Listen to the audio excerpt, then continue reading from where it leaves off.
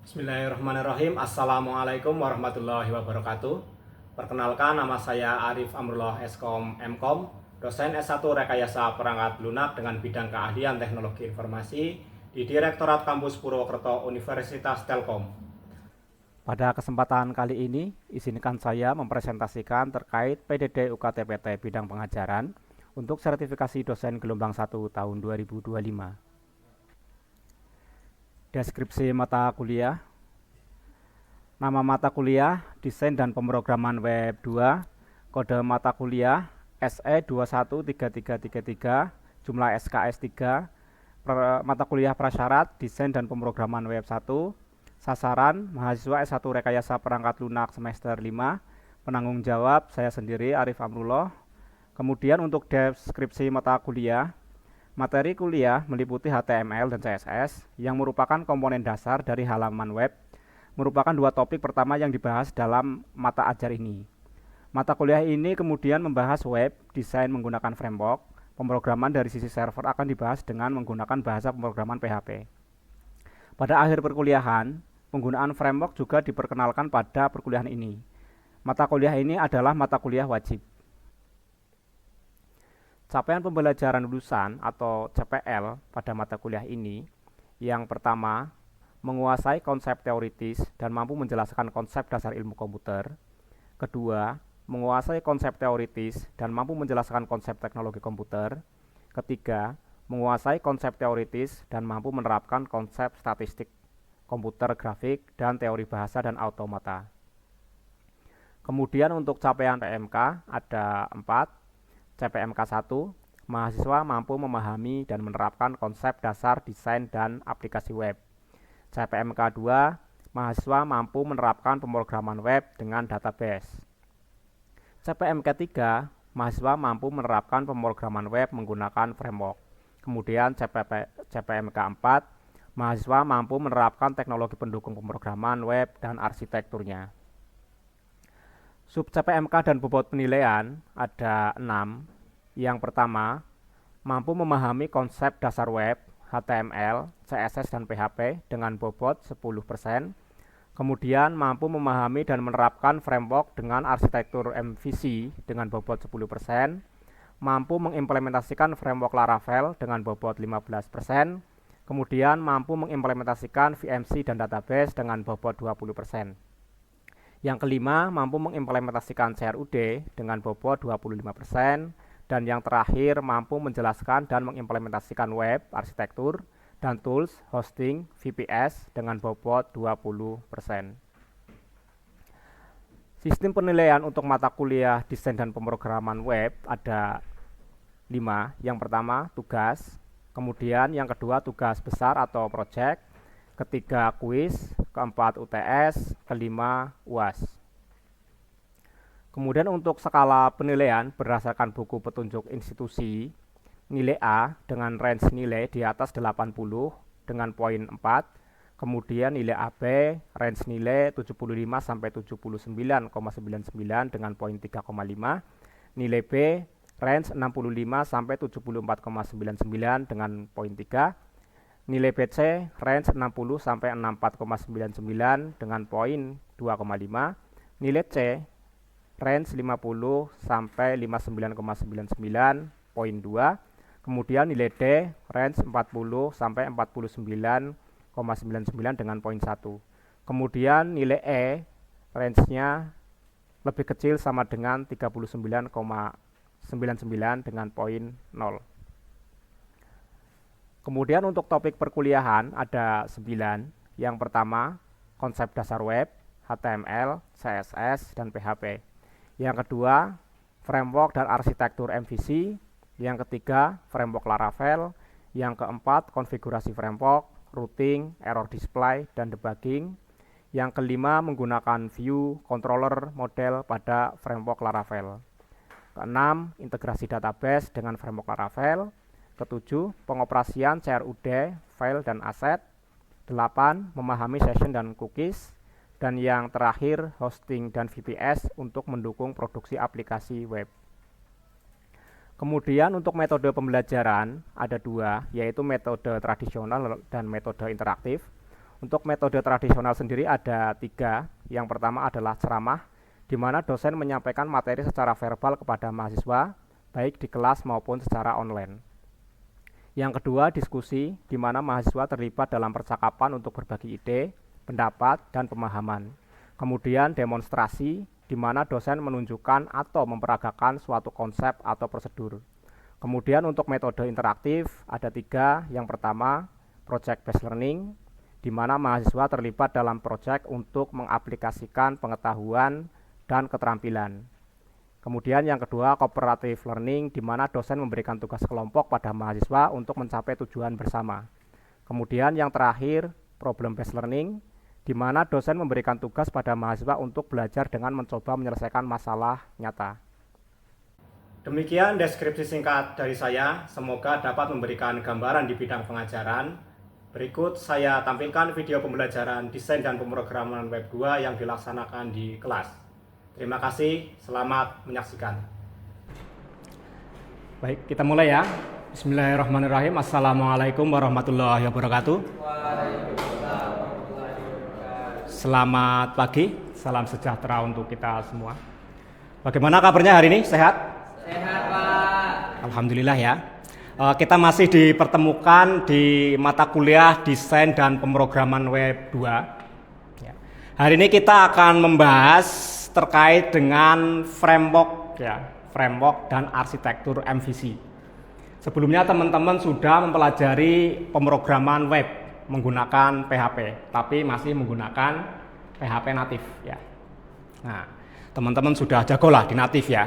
Nah, kita sekarang lanjut ke pemrograman web menggunakan framework ya, serta arsitekturnya. Nah, ini untuk topik pembahasan hari ini.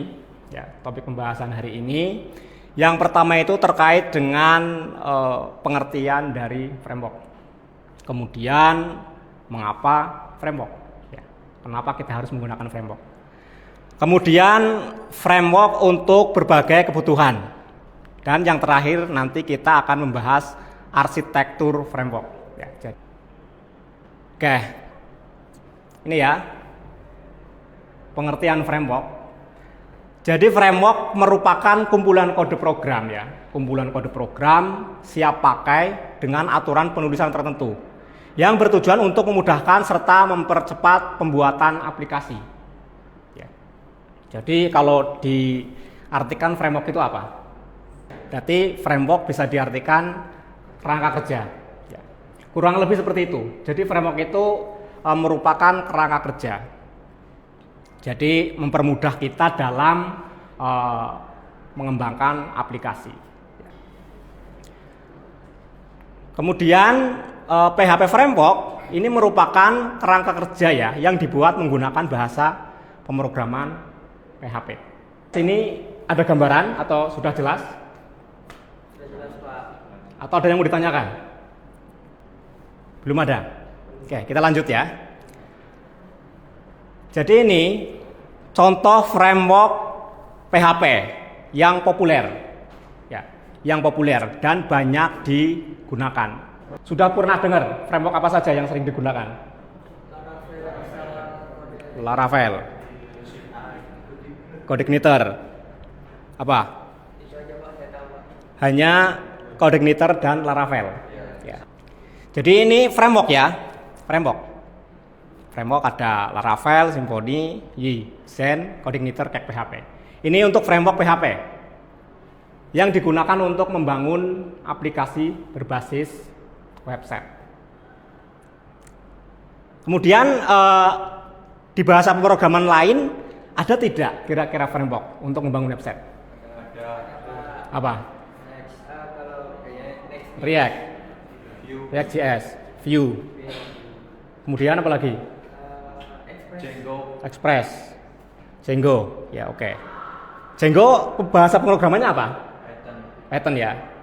Python juga ada, Django dan Flash. Jadi sampai sini teman-teman sebenarnya sudah paham ya, atau sudah sering menggunakan, sudah pernah? Sudah ya. Oke, karena memang sebelumnya di mata kuliah desain pemrograman web 1 juga sudah dibahas ya. terkait dengan framework JavaScript. Ya. Ada juga framework lain, framework CSS. Ya. Tahu framework CSS itu apa saja? Tailwind, Bootstrap. Ya. Itu sangat memudahkan kita pengembang dalam mengembangkan aplikasi. Sampai sini ada yang mau ditanyakan atau mau didiskusikan? Belum ada, kita lanjut ya. Nah ini perbedaan antara native dan framework. Yang pertama terkait dengan fleksibilitas. Ya, jadi fleksibilitas untuk PHP native ini memberikan kebebasan penuh kepada developer dalam menulis program.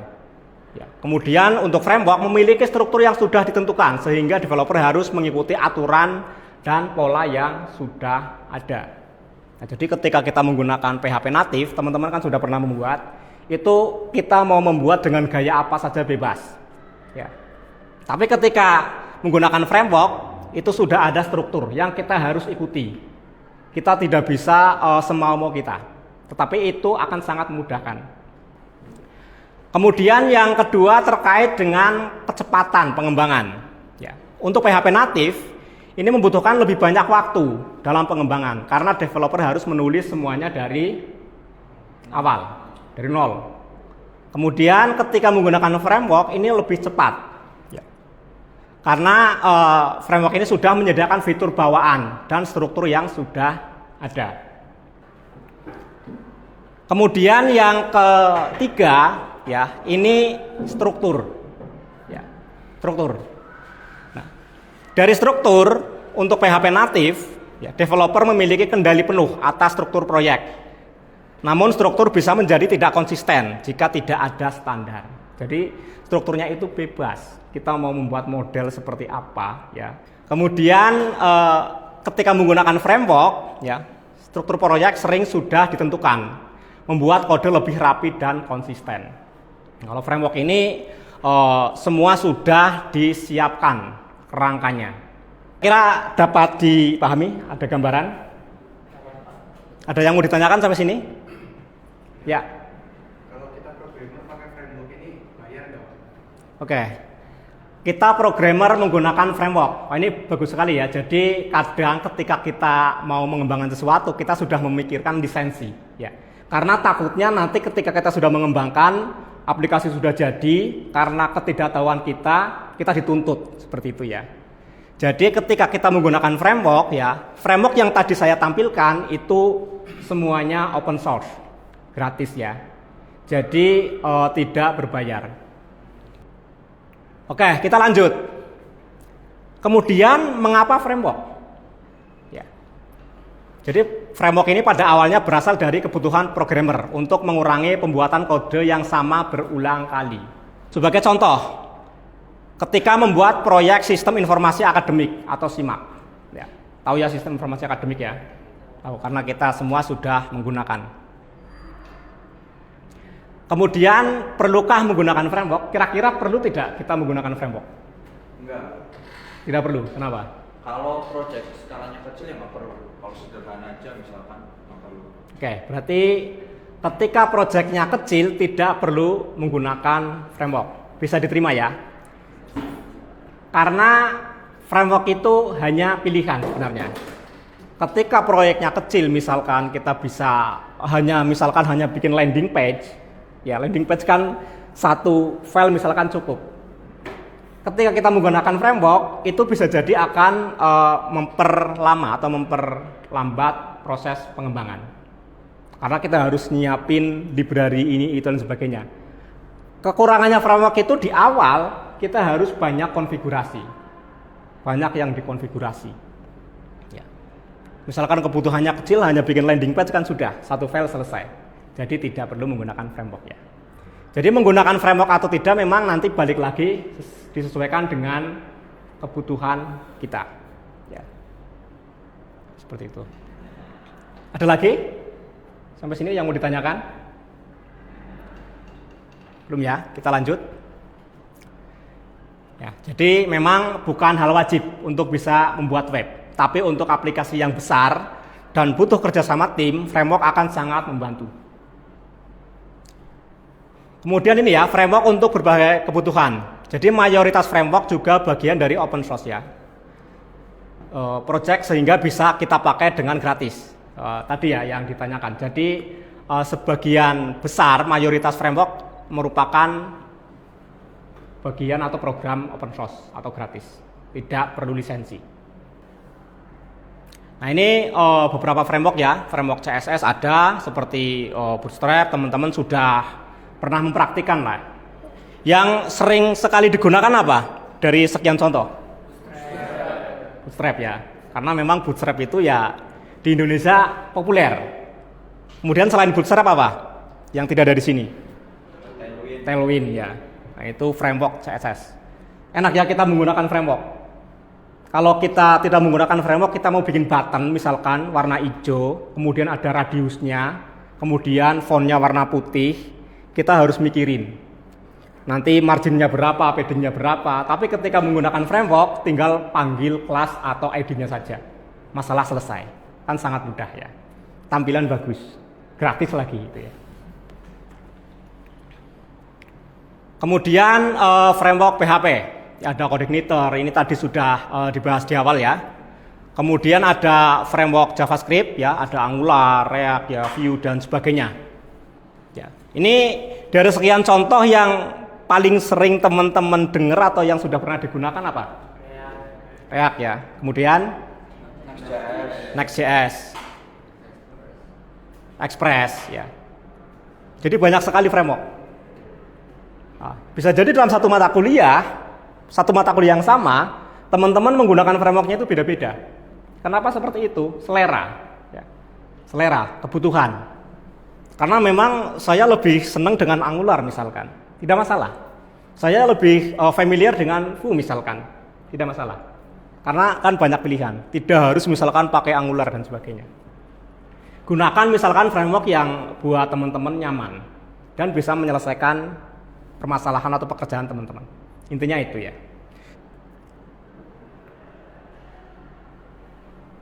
Nah, ini pengertian ya MVC. Jadi framework yang mau kita bahas, Laravel itu mengadopsi model MVC atau model view control. Ya, di mana nanti kerangka kerjanya sudah diatur. Ya. Sudah diatur ke dalam model view controller. Ini kan familiar sekali ya. Kalau framework web itu ya MVC biasanya. Mau CodeIgniter, Laravel atau kayak PHP ya. Yang dari pattern apa tadi Django ya, Flash juga model MVC ya. Ada yang tahu MVC ini apa? Fungsinya untuk apa? Ya. Untuk memisah-misah ya. Nah ini sebagai contoh arsitektur MVC, model view controller. Ini ilustrasinya, ketika teman-teman berselancar di website, ya teman mengakses web dengan perangkat teman-teman. Bisa menggunakan PC, laptop ya, HP, tablet dan sebagainya. Kemudian ketika kita membutuhkan informasi, apa yang dilakukan oleh framework. Jadi ini ya. Yang pertama,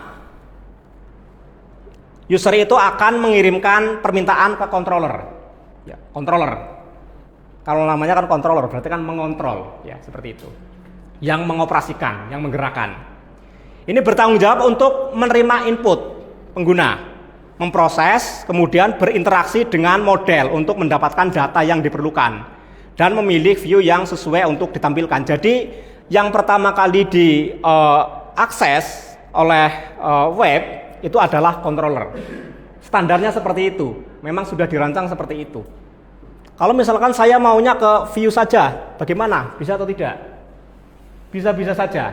Tapi kan tidak mengikuti kaidah dari framework itu sendiri.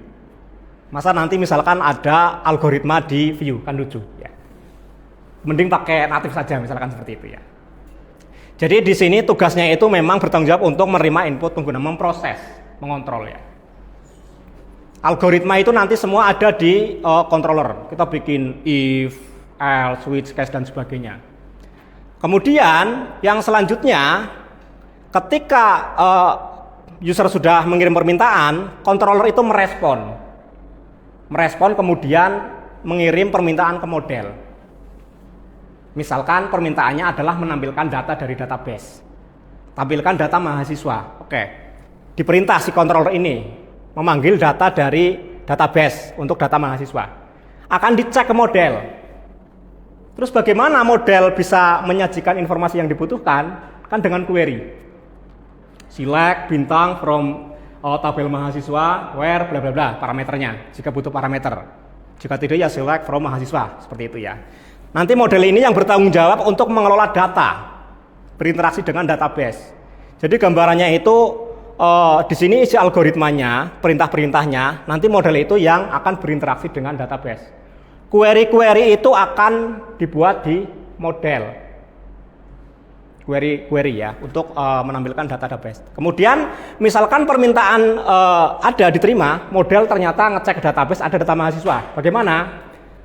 Dibalikan ke controller. Ada permintaan dari Anda misalkan ada ya. Nanti dikembalikan ke controller, diolah. Misalkan dalam bentuk apa? Dalam bentuk JSON, bentuk bla bla bla dan sebagainya ya. Kemudian setelah dapat data itu bagaimana? Ditampilkan. Terus yang menampilkan siapa? View. Ada sendiri view yang bertugas untuk menampilkan informasi itu. Kemudian menampilkan informasinya bagaimana? Yang pasti ya informasi yang menarik. Karena web, tampilannya pasti bagus. Ya, bukan tabel yang warna abu-abu hitam seperti tabel di aplikasi-aplikasi kasir minimarket misalkan. Ya. Tapi kalau web biasanya itu tampilannya bagus. Jadi di sini template bekerja, CSS, JavaScript yang berkaitan dengan antarmuka, experience itu kita buatnya di view. Jadi view itu nanti bertanggung jawab terhadap template atau tampilan. Ya. Sudah dibagi-bagi, ini menangani algoritmanya, ini menangani database, ini menangani tampilan.